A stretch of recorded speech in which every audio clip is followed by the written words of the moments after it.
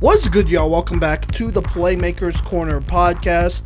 I'm your host for today, Simon Villanos, aka Coach V, and it is June 19th, 2025 when I am recording this, and I am bringing you one of the last player spotlights, at least on my end here. I think I'll have a half episode drop with somebody else later this week, but this will be my last player spotlight talking about some of the best football players in the state going into the 2025 season. After this episode, I'll also do some player spotlights on some girls flag football players, but for now, we got a number of great offensive players here. From the 5A classification, a lot of D1 type of players that we are going to talk about. So without further ado, let's just go ahead and hop right into it. The first player that we are going to talk about here is the only one that will not be a senior this upcoming year, and it is the wide receiver from Legend High School, Kellen Marchand, who stands at a 6'4", 185 pounds, and will only be a junior this upcoming season here. But last year as a sophomore was kind of his first year getting significant varsity snaps. Only played in 14 games and only had 18 receptions, so very underutilized, but had 345 receiving yards and 4 receiving touchdowns. Some big games that he had for Legend last year. Against Chaparral, had 4 receptions for 109 yards and a touchdown. Against Regis, he had 3 receptions for 50, and then against Arapahoe, had 2 receptions for 42 yards and a touchdown. And granted, that is with a quarterback that honestly was not the best, and they weren't really trying to throw it to Kellen a whole lot last season, as they wanted to run the ball and use both the running backs as receivers. But it is a new age over at Legend here. Before we get into that, let's talk about what makes Kellen great, what I really liked from looking at his grades. So I did the film breakdown, and based off of his sophomore year, I gave him an overall grade of a 79.7, which I feel like is really high for a incoming junior wide receiver, but there's good reason. Let's talk about his highest grade, starting off with his frame, 6'4", 185, just about here. I gave him an 8.7 out of 10 grade on that. I mean, there's a lot of wide receivers that are 3-star, 4-star type of level that have this exact same frame. He could be a little bit heavier, but being at 180-ish, 6'3", 6'4-ish, that's a pretty good spot to be in as a sophomore, and he will probably only grow, so that's a great spot to be in. And then I also gave him a 4.4 out of 4, though, on his jump ball ability. I mean, he uses his height well. He could go up there and go make a play straight up. And on top of that, I gave him grades of a 4.3 in contested catch and 4.3 in ball skills out of 5, of course, here. I mean, he's somebody, when you're going to throw the ball his way, he's going to come down with it. And I really like his catch radius and how many times he was able to go make something happen despite great coverage or maybe not even the best throw. Now, talking about his lowest grades here, gave him a 3.5 out of 5 for blocking. I feel like I saw him block just a little bit, but I mean, it could definitely be better. The technique could be a lot cleaner and whatnot, and he could finish blocks quicker too, so there you go. And then I also gave him a 3.8 out of 5 for acceleration and release. The acceleration could definitely use some work. I mean, that's just working on your explosiveness and whatnot, which I'm sure he has done over this offseason. But when it came to releases, I was watching him come off that line, and I think he could definitely be more refined. I mean, he's a good athlete at 6'3", 6'4", so it's not like, having a bad release is really going to hurt him on this level. But, it's me nitpicking. It's me looking at his game and being like, okay, if somebody, if 5A teams were a little bit smarter, they would go ahead and jam him right at the line, and that would really throw him off. And so he needs to get a little bit stronger but form better releases at the line, smoother releases that work for him and have a variety of counter moves to opposing teams' press. So there you go. I think those are some things he could still work on. I would still consider him a very young wide receiver, so these are things he could definitely work on. Now, let's go ahead and talk about all his grades here, starting with the grades out of 10. Like I said, frame 8.7. Versatility, I had to give him a 7. I mean, he's not really on special teams like that or making a huge impact on special teams like that. I feel like he pretty much always lined up outside.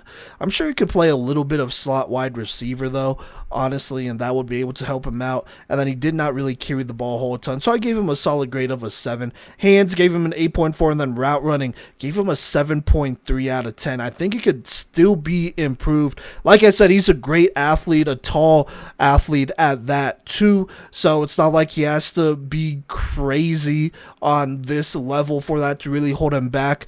But, to get to the next level and not only get there, but excel, he has to work on his route running and separation.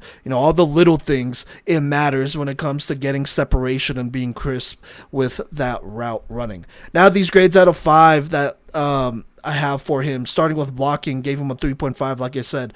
Ball skills, 4.3, release, 3.8. Agility gave him a 3.9. Speed gave him a 4.1. He has solid speed at his height and frame. Acceleration could be better, though, 3.8. Contested catch, 4.3. Route tree, compared to last year, was a 4, but this year it could definitely change. Receiving after catch threat, I think it's a solid 4 for now. We'll see.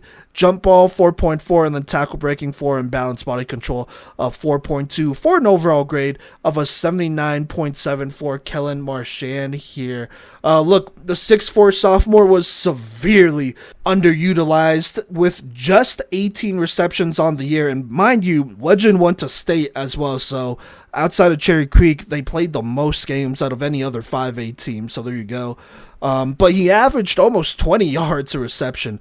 Looking at his film, he was the perfect player to bail out a quarterback like the one they had last year, as he also had a 30-plus inch vertical and solid speed. With DJ Bordeaux coming back and playing for Legend, you can see a breakout year similar to CJ Reese, his former Thunderbridge teammate, and then Mountain Vista graduate. He is somebody who, utilized correctly, could be unguardable in this state and be the best receiver in his class.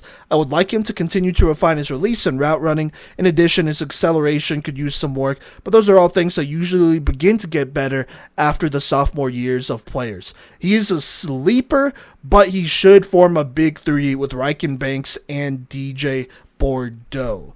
As of right now, June 19th, no offers. We are in the middle of camp season. He's also, he was an underclassman, now going to be a junior next year. So he is just getting started. I would consider him a sleeper. But if you watch Legend games, when he gets the ball in his hands, he is dangerous.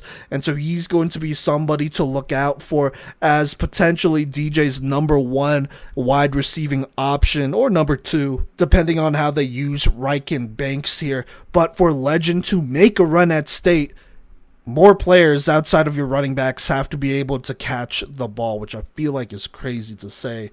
But that's where we are. Like I said, a new era for Legend. They hired a new head coach who seems like he's going to pass the ball and actually run a more balanced passing-centric offense, hopefully.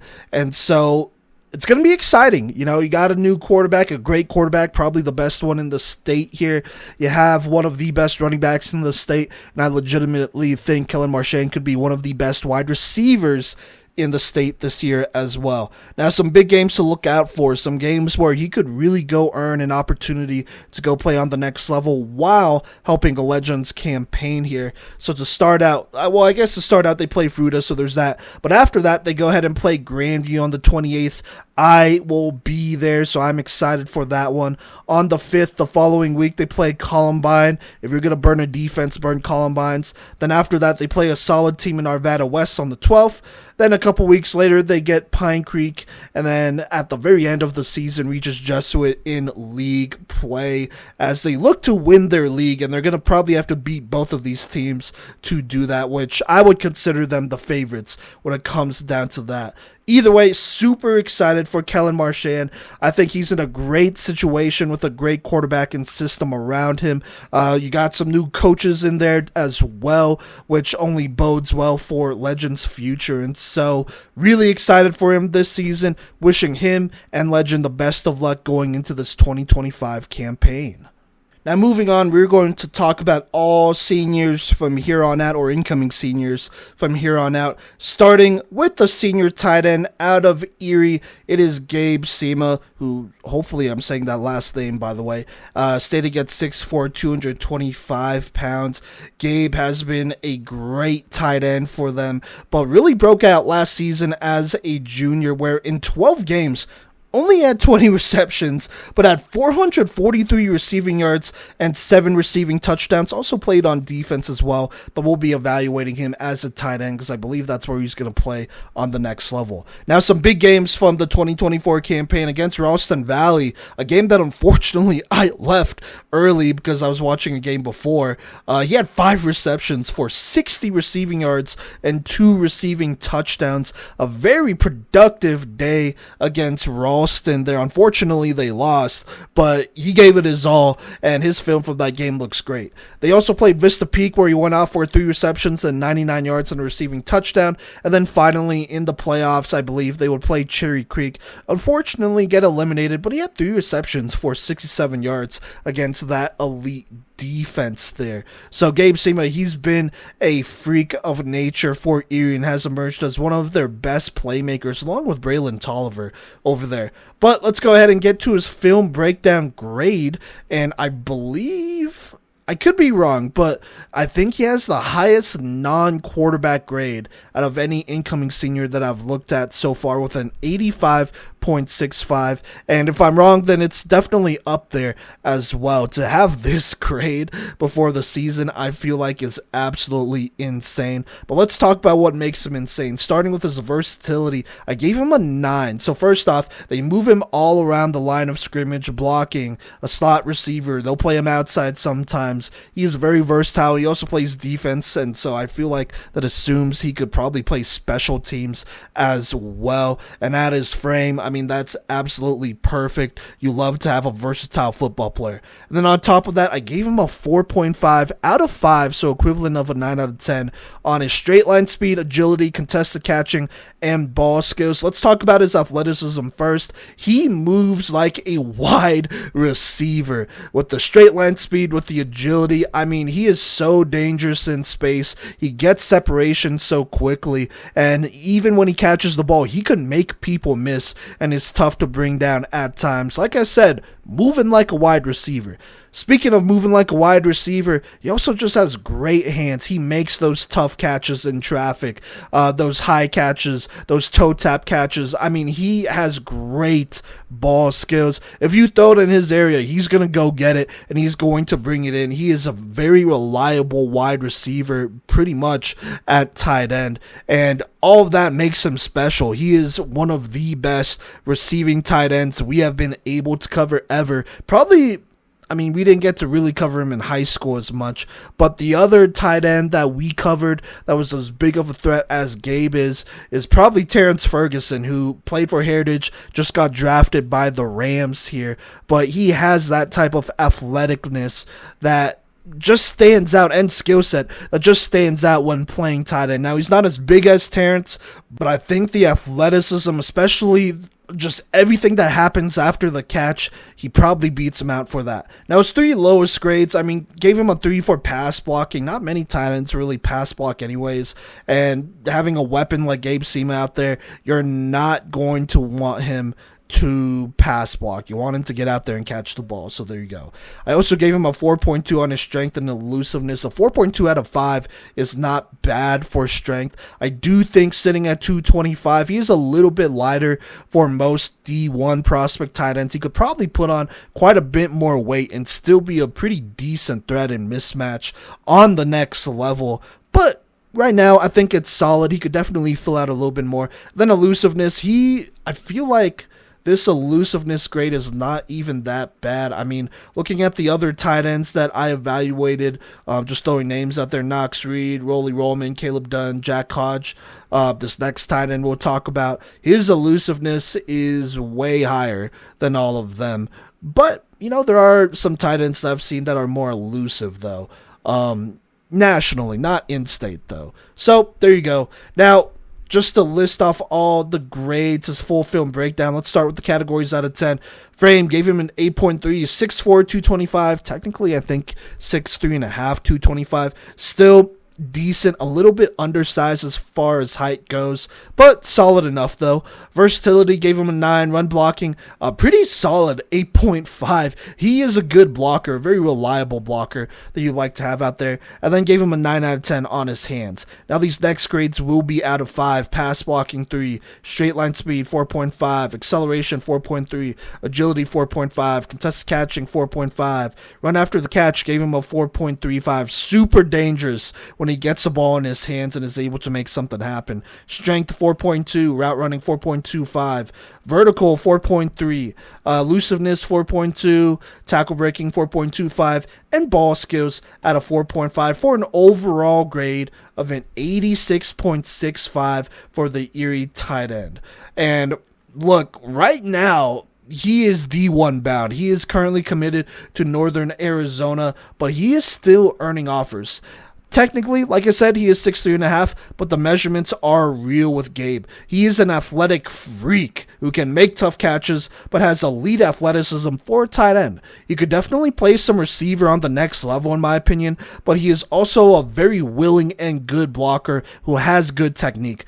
There are a couple of times his blocks have sprung open a play for massive yards. I think he can definitely still put on some weight and get stronger for the next level. That allows him to break more tackles, or should allow him to break more tackles. But other than that, I think he is very well-rounded and should be a mismatch once more going into his senior year. It's not every day you get a weapon like Gabe here playing tight end who is just drawing mismatches, and even corners I think would have trouble guarding a player like him. Now, like I said, as of right now, June 19th, he is currently committed to Northern Arizona. He did earn offers from UAB, University of Alabama, Birmingham, North Dakota, and obviously the famed North Dakota State NDSU, but like I said, has committed to Northern Arizona as of right now. I'd probably expect him to stay with Northern Arizona. He's already given them the verbal. Obviously can't sign until a little bit later here,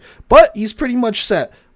I'm just going to say this though, who knows, he could earn more offers his senior year, and there's going to be some opportunities to do that as he plays some pretty solid teams, starting with Ralston Valley on August 29th, followed by Mountain Vista, team who has a couple good corners and defensive players over there, so he will be challenged. Then they play Broomfield. That's always a physical game, so that'll be good. And then in October, they play this key league game, which will probably be for the league title in Mullen, who also has some pretty good players over there. So a lot of opportunities to continue to earn offers. But right now, I mean, he's a certified D1 tight end and a legit one at that. I think he is probably my favorite tight end in this class and one of the favorite tight ends that I've ever got to evaluate in the last couple years. But we'll see what happens. This next one is pretty good as well. Either way, rooting for Gabe here. Shout out Erie as well. Wishing them the best of luck this year here in the 2025 fall campaign.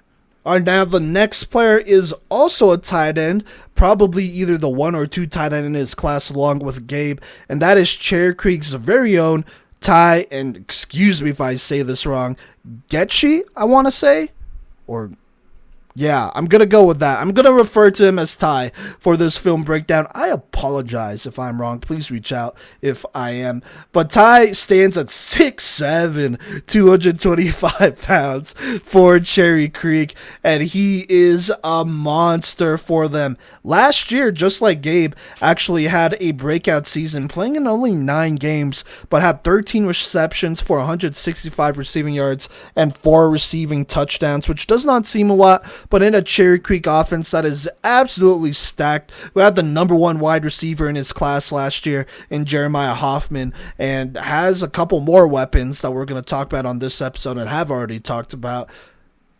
those are pretty good stats, right? And some of his big games, I mean, starting with his game against Grandview in the regular season, 3 receptions, 33 yards, and 2 touchdowns, including a head top, which was absolutely nasty when he gets up there and goes to make those plays. Against Smoky Hill, he also had a solid game, 2 receptions, 44 yards, and a touchdown against them. And then I want to say in the state championship game, he had a pretty big 30-yard reception there as they went ahead and won state against Legend. But you know what? Let's go ahead and talk about his 3 highest grades here, starting with this one out of 10. I gave him a 9 out of 10 with his hands. Very similar to Gabe here. He has very good hands. Soft hands, and that's in a good way, where, you know, he is just very reliable, will make some tough catches, has an insane catch radius, and definitely uses that to his advantage here. But he's a very reliable wide receiver who can make a variety of catches and tough catches as well that other players simply do not have. That's also why I gave him a 4.5 out of 5 when it comes to ball skills as well. I mean, just a very reliable receiving option. On top of that, gave him a overall grade of a 4.45 out of 5 vertical grade. I mean, like I said, he's a tall tight end, but he can get up there and has some serious hops that allows him to go up there and make plays. Plays that honestly most other athletes are just not able to make because they're not tall enough or they don't have the vertical to do that. So when Ty goes out there and they throw a jump ball, it is a true jump ball that is pretty much impossible for any other defensive player to go up there and get, except for Ty. So there you go. Now let's look at his 3 lowest grades here. I gave him a 3 out of 5 when it came to pass blocking. That was the same grade I gave to Gabe. I mean, this is not really a tight end you want pass blocking. He'll do a lot of run blocking though, and will go out for passes, but pass blocking is not really it. I also gave him a 3.7 out of 5 for elusiveness. He is not like the greatest after the catch. He could run a little bit for sure though, but when it comes to making people miss, that could definitely be improved. And then I gave him a 3.8 for strength. I mean, he's standing at 6'7", 225, but when you're that tall, that is definitely more of a leaner frame. Would love to see him put on weight, which I'm sure he will. That's not really a question, and I think he will still be a very good tight end with 20 more pounds of muscle here. But you know, that was really one of the only things that I had to nitpick there. I mean, he just needs to get stronger so that he could be more of a force in the run game. So there you go. Now let's go over all of his grades. Frame 8.7. I mean, tall tight end over there, and then he's not exactly a twig either. Versatility 8.5. Run blocking I think is pretty solid. It's a 3.1. I think there's pretty good technique. He just needs to get stronger. He needs to finish blocks quicker. He needs to get to the next level. All the things. So still a good blocker though. Hands, I gave him a 9 out of 10. Already talked about that. And then the rest of these grades will be out of 5. Pass blocking's a 3. Straight line speed 4.4. He ran an 11.63 100 meter, which is kind of insane to think about for a 6'7" athlete, but you know, that's definitely something. Acceleration gave him a 4.1. Agility gave him a 4. Contested catching 4.5. Run after the catch 4.2. Strength 3.8. Route running 4.1 runs. A pretty decent number of routes over there at Cherry Creek. Vertical 4.45. Elusiveness 3.7. Tackle breaking is solid, a 4. And then ball skills 4.5 for an overall grade of an 83.05. Already grading out to a D1 tight end, and for good reason at that. Look, Ty is one of the most physically gifted athletes in the state. Not just because of what he could do athletically, but the fact that he could do all of that at his height is insane. Nobody else at 6'7" moves like him at this height, and he's very fluid with pretty solid athleticism that can make things after the catch and get some pretty solid separation as well. He is a jump ball machine though, who has no problem bodying up and going up to make a play happen. Ty is also a pretty willing blocker who has solid technique but could definitely refine it and get stronger in order for that to translate better to the next level. His strength is really the only thing I worry about on the next level, but other than that, this season he is due for a big senior year year as they defend their title. And Cherry Creek, I mean, they are absolutely stacked everywhere. We still have a teammate of his to talk about on this episode, which is absolutely insane to think about. But at the end of the day, you could give him all the attention in the world. First off, it's not a great game plan. Second off, he's still going to go make plays because sometimes you just can't guard that unless you are really honing in. But I legitimately think there's nobody in the state that has the defensive secondary to battle the one that Cherry Creek has, especially with Ty holding it down at tight end. So there you go. Now, as of right now, June 19th, he is currently committed to BYU, Brigham Young. But before that, got offers from Arizona, Arkansas, Auburn, Cal, I believe Florida as well. So he got a bunch of D1 offers everywhere, but has chosen BYU. Now, I assume he's going to go ahead and sign with them eventually when the time comes. But in case that changes, there will be some big games for him this season. I think more importantly, he's probably focused on helping his team out and making another run at another title, a back-to-back, if you will, here this season. And that will start with these games, starting with Regis Jesuit, which, I mean, they always beat, but there you go. Then they have Millard North and Sky Ridge, who they both played at out of state last year. They are now coming in-state, so that'll be fun. And then they play Mountain Vista. That was a team that I feel like last year a lot of people thought were going to collide for the state championship, and then they just didn't. They are reloading, so that'll be an interesting game there. And then they play Pine Creek on the 25th of September. That'll be a solid non-league game. And then their league playing the Centennial League against like Arapahoe, Grandview, Eagle Crest, all of these teams. They always have athletes over there, so that could get interesting. We'll see. But, I mean, it is what it is, right? And then they got playoffs, so you can also check out Ty on this Cherry Creek team then. But regardless, it should be a big season for Ty and Cherry Creek. This is arguably the most talented group they've ever had, I would say offensively, ever. And that's saying something, for sure. That's saying something. So either way, wishing him the best of luck, wishing Cherry Creek the best of luck as they go into this 2025 fall season and campaign.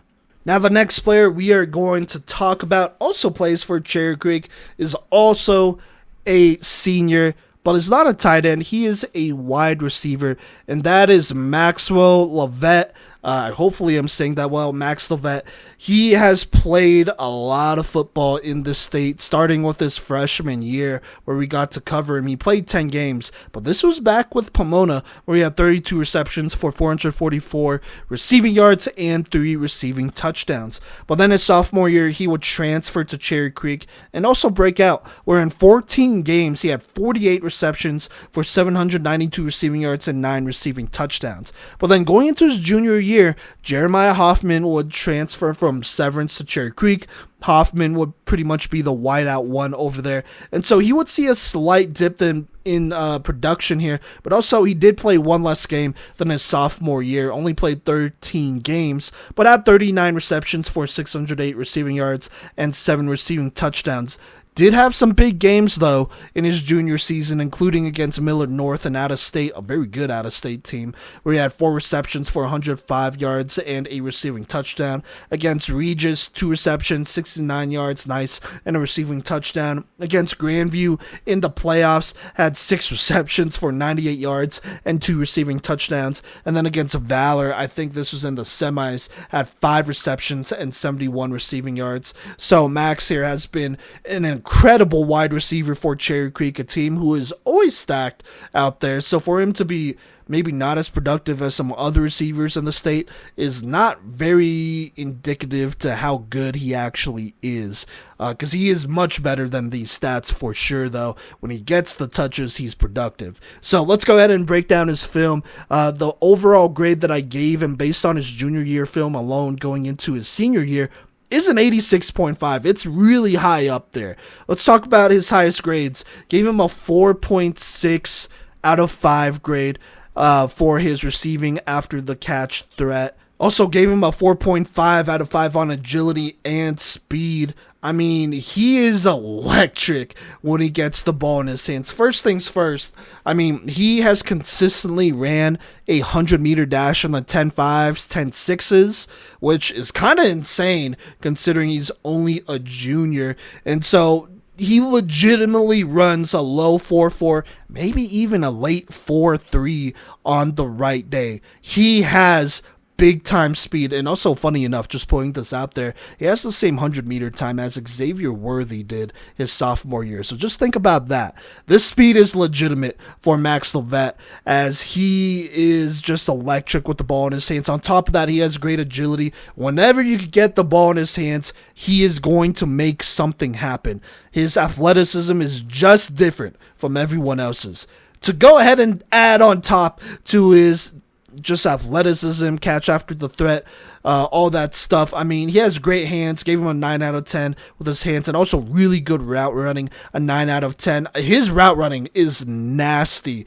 Cherry Creek knows how to develop great wide receivers, and when you have a guy like this who has been playing football, has been a starter on varsity pretty much all 4 years. I know the first year was with Pomona, but the last couple years with Cherry Creek, this is what you get. You get a refined wide receiver that runs excellent routes, that creates insane separation. And then on top of that, he's also an elite athlete out there. And so there you go. On top of that, the hands are very reliable, make some tough catches here and there. Sideline catches, contested catches, all those things. He has very reliable hands. You're not going to see him drop many passes, even if he's getting hit.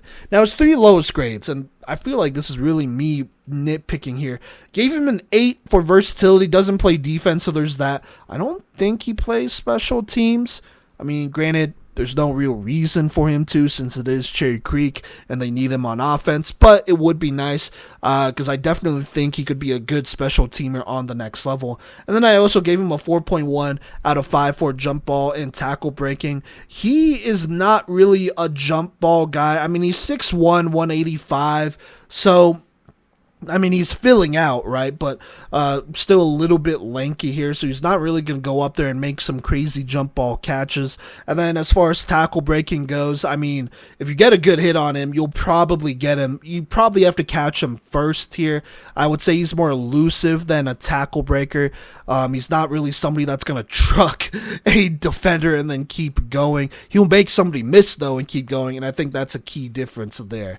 So there you go. That is me nitpicking, though. Going over all the grades, let's start with the 1s out of 10. Frame, gave him an 8.2 out of 10. I mean, it's solid, 6'1", 185. I think he's definitely on the lighter side of 185, but solid height at 6'1", he could still fill out. Versatility, like I said, 8, hands 9. Route running, elite, 9 out of 10 easily. He is a great route runner. Now, these next grades are out of 5. Blocking, this was one I was a little surprised on, but I gave him a 4.2 out of 5. He is a good blocker, and honestly, most Cherry Creek wide receivers are, but, I mean, just gotta say this once more, he is a good blocker. So, there you go. Ball skills, 4.4. Release is nasty, 4.4 out of 5. Agility, 4.5. Speed, 4.5. Acceleration, 4.4. Contested catch, 4.3, which is still pretty good. Route tree, 4.4. Rack threat, 4.6. Jump ball, 4.1. Tackle breaking, 4.1. And then he has good balance and body control for a 4.4. For an overall grade of an 86.5 here. I think currently he would be our number one, at least my number one wide receiver in the state.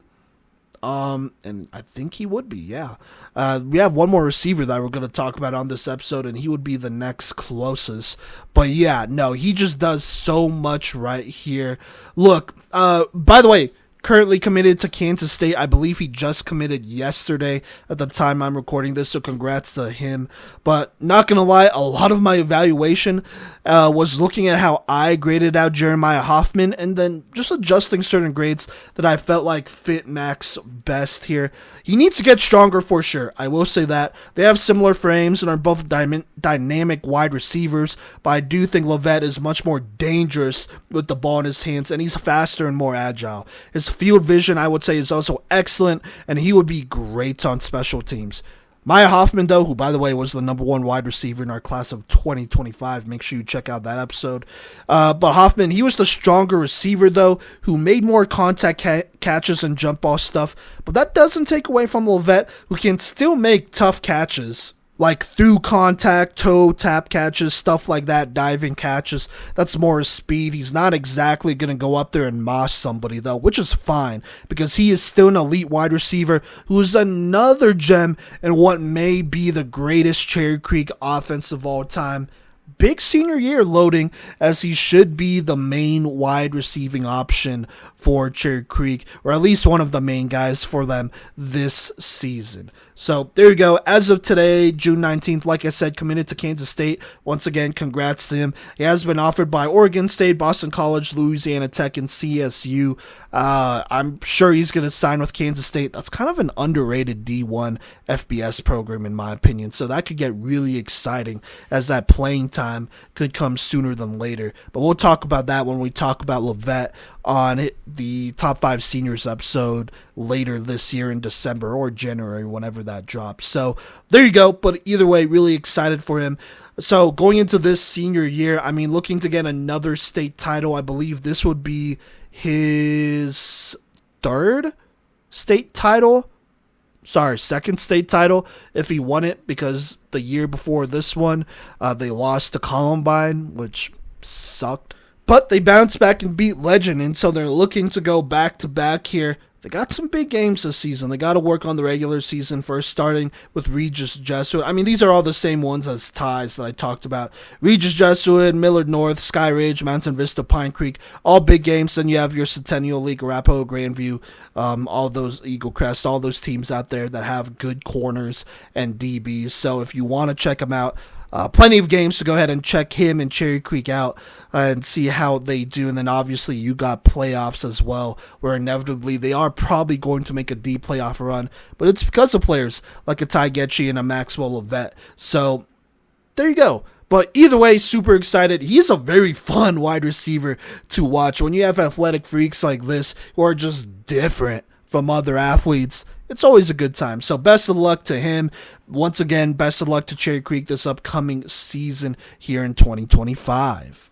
All right, now, last but not least, we have another wide receiver, a senior out of Valor Christian, the 5'10", 180-pound wide receiver, Cash Spence, the do-it-all gadget guy. I don't want to just say gadget guy, but the do-it-all athlete for Valor, who has been super productive in the years that he has been over there. Check it. Here are the stats. So his freshman year, solid production. It's Valor Christian. He's getting some games in there, listed at 14 games, but there's no way he played in every game, I believe. But he had 70 rushing yards, 2 rushing touchdowns, 19 receptions, 206 passing yards, and a receiving touchdown. He also had some pass attempts throughout his career, but I'm just going to talk about the rushing and receiving yards for now. Going into his sophomore year, broke out a little bit more. 11 games played, 243 rushing yards, 1 rushing touchdown, 39 receptions, 448 receiving yards, 4 touchdowns, but also started playing defense, 29 tackles. And then his junior year, he absolutely broke out, and we predicted this coming after the type of season he had with Mile High Prep, but he had 222 rushing yards, 15 rushing touchdowns as a wide receiver, 72 receptions for 942 receiving yards, 11 receiving touchdowns. On top of that, playing both ways, 52 tackles and 3 interceptions here. He went to work his junior year, and he had some big games, starting with Pine Creek. He tore them apart. 7 receptions, 189 receiving yards, 2 receiving touchdowns. Against Mullen, did whatever he wanted against them. 48 rushing yards, 1 rushing touchdown, 9 receptions, 90 receiving yards, 2 receiving touchdowns. Against Columbine, in the playoffs, did whatever he wanted to them. 2 rushing touchdowns, 6 receptions, 82 receiving yards. And then against Cherry Creek, unfortunately, they lost here in the semis in the playoffs, but had 1 rushing touchdown, 6 receptions, 460 yards. He was extremely productive for them last year, doing everything from the wide receiver / wildcat, quarterback, running back position. And I love the versatility. So let's go ahead and talk about it. The overall grade I gave him based on his junior year going into his senior year is an 84.85, which I feel like is really high for a 5'10", 180-pound wide receiver. Now, Let's talk about what makes him great, though. Let's start with that. Starting with his versatility, I think it's an easy 9 out of 10. Honestly, could even be higher. Probably could be a 10 out of 10. But for now, a 9 out of 10. We'll see what he does in his senior year. Could definitely go up. Route tree under McGatlin. I mean, he ran every single route imaginable and was very good at it. Gave him a 4.5 out of 5 there. And then hands, I gave him an 8.8 out of 10. He has very strong hands. The ability for him to bring in tough catches and catches of all kinds says a lot here. I mean, he makes a lot of contested catches, which is kind of crazy for somebody who's only 5'10", 180 pounds. Now, the 3 lowest grades I have for him is his frame. I gave him a 7.3 out of 10 for his frame. I mean, 5'10", 180, he's probably on the lighter end of 180. I could believe that he's 5'10", but he is a smaller wide receiver. I don't think there's anything getting around that. And then I also gave him a 4 out of 5 for blocking and speed. The 4 out of 5 for blocking is pretty good, actually, considering his frame and all that stuff. He's a very willing blocker, good technique. He gets up in there. If he was stronger, he'd probably be a better blocker. But for the speed, I mean, he's not exactly a burner. He has good enough speed to play on the next level here. But I wouldn't say speed like a Maxwell Lovett or even like a Gabe Sema or some of these other guys that we are talking about. So that's definitely tough there. But let's talk about all of his grades here first, starting with the ones out of 10. Frame, 7.3, like I said, 9 for versatility, 8.8 hands. Route running, very crisp, a 9. He is a very good route runner there. Now the other grades here are out of 5. Like I said, blocking 5, ball skills 4.5. He adjusts extremely well to all sorts of throws here, and he makes the play happen. So I love seeing that. Release 4.15, agility 4.15, speed, like I said, a 4, acceleration 4.1. And by the way, the speed and acceleration could definitely go up, but I don't think it's going to go up by a crazy amount. Contested catch, a 4.3 for sure, maybe even higher. Route tree 4.5. Receiving after the catch threat, just field vision, all that stuff, 4.3. Jump ball, surprisingly, a 4.25. He could get up there and he could go make plays. Tackle breaking, a 4.2, and then balance, a 4.3 for an overall grade of an 84.85 for Cash Spence going into his senior year. And I feel like it is inevitable that he's only going to get better. Look, his game, and this is me making comparisons again, his game is very comparable to an Amon-Ra St. Brown, mostly in skill and frame, but with the athleticism of a Wes Welker. He is a slot receiver on the next level. I don't think he could play outside, but that's not to say he can't go outside, at least on the high school level, and find a lot of consistent success there. He probably can on the next level, but he would have to definitely work harder for it. It's going to be tough playing against corner on that next level. So there you go. The thing I love most about his game, though, is his hands. He has extremely strong hands and will make contested catches in 1v1 on a consistent basis. Cash is tough and can take hits while making the play still. On top of that, his route running is nasty, and he has a good understanding of leverage and how to play it in those one-on-one situations. It helps that he runs a full route tree and is extremely versatile. While his speed and agility isn't anything crazy, it's definitely solid enough to translate to the next level. I think his agility and shiftiness could still improve, and if that happens, he will be unstoppable. And then I was able to find a 100-meter dash here. The 12:06 100-meter isn't great, but to be fair, Amon-Ra St. Brown and Wes Welker also ran their 40s in the 4.6s, so keep that in mind. He is going to be a steal for someone. His dad, by the way, is a wide receiver coach, which is always a plus in my opinion, because whenever you have a coach's kid, they know what coaches want out of them and what coaches are looking for when recruiting them. So there you go. Really love his game. I mean, he is your prototypical slot wide receiver, but he can do everything, and I feel like that'll really open up more opportunities for him. And as of right now, I mean, it is June 19th. He is offered by Cornell and Kent State, so those are his D1 offers. I expect him to earn more offers. First offer in the middle of camp season, so that could definitely happen. Second off, if he has a big senior year, there could be other schools that recruit him. Now, I'm just going to be honest. The athleticism, the frame, it's going to be tough. right? Trying to go ahead and get more D1 scholarships just based on the frame and athleticism. But everything else, all the skills you want in a wide receiver, all the toughness, all the versatility, Cash Spence has, and he's going to be a star for Valor again this next season. And he has some big games, starting with Pine Creek on the 22nd of August. After that, they play Regis Jesuit in the Holy War. After that, they play Faith Lutheran, a very good team, I believe, out of California, I want to say, or Nevada. Either way, a very good team. And then a month later, they play Ralston Valley. That's the team they're going to have to put up points against.